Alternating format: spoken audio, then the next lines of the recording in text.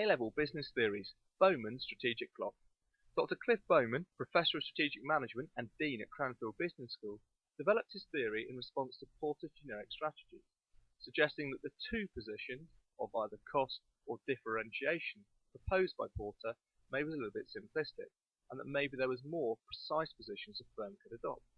At the basis of this theory is the concept of perceived added value, how much customers think a product is actually worth in relation to the price that it's charged.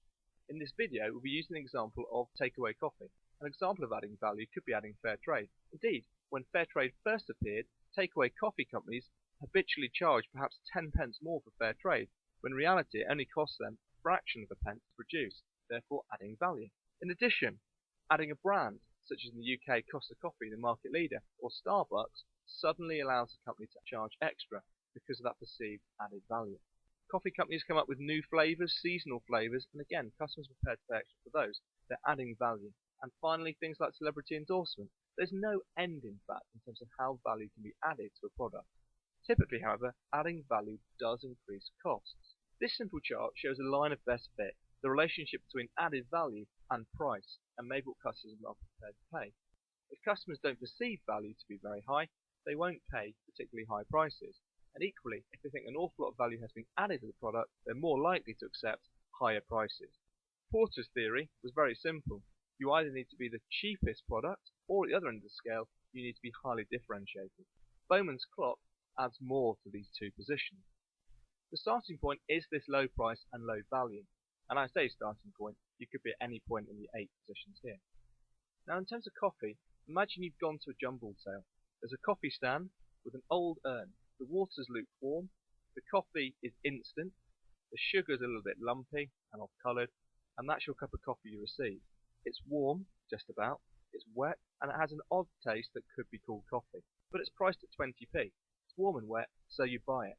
So you'd find yourself here in the low price, low value area. You may be making margins on the fact that you're selling a lot of coffee and making a penny or two on each one. It's low cost, it's low value. There's no brand, and it's pretty poor quality. The second position is low price, and this is where we have slightly higher added value, but prices are still low.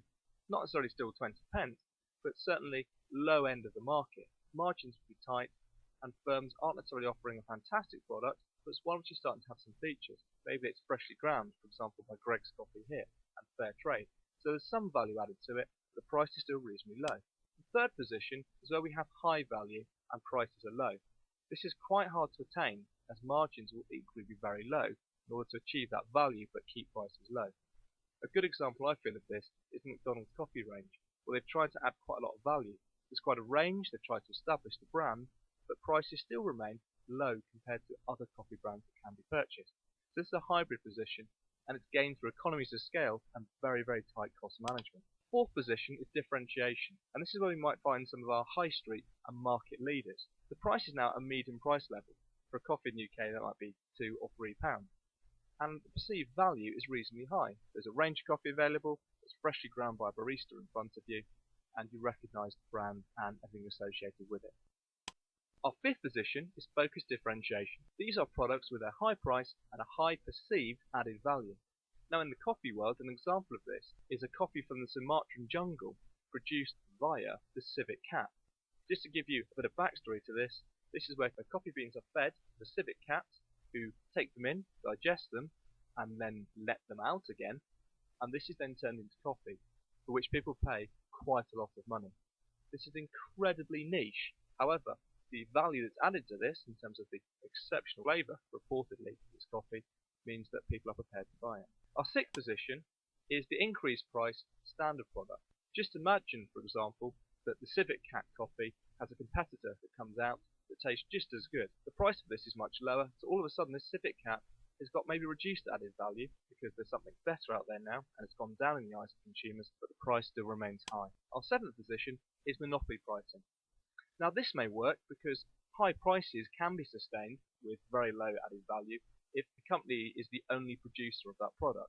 A monopoly. In this case, if there's really high barriers to entry, and they could actually be legal barriers to entry, depending on what market we're looking at, then no other producer can into this market, and so business can survive in this position. However, if there aren't barriers to entry, this is almost a suicide position for business, as charging these high prices, we will soon find that other companies come in and with the margins available offer the same product at lower prices, if not the lowest prices.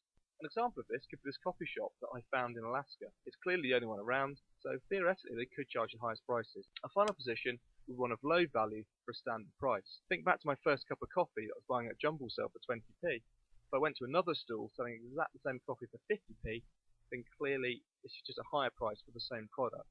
Again, really uncompetitive and probably not likely to survive. In fact, if we look at the three strategies highlighted in red here, in the long term they're not sustainable.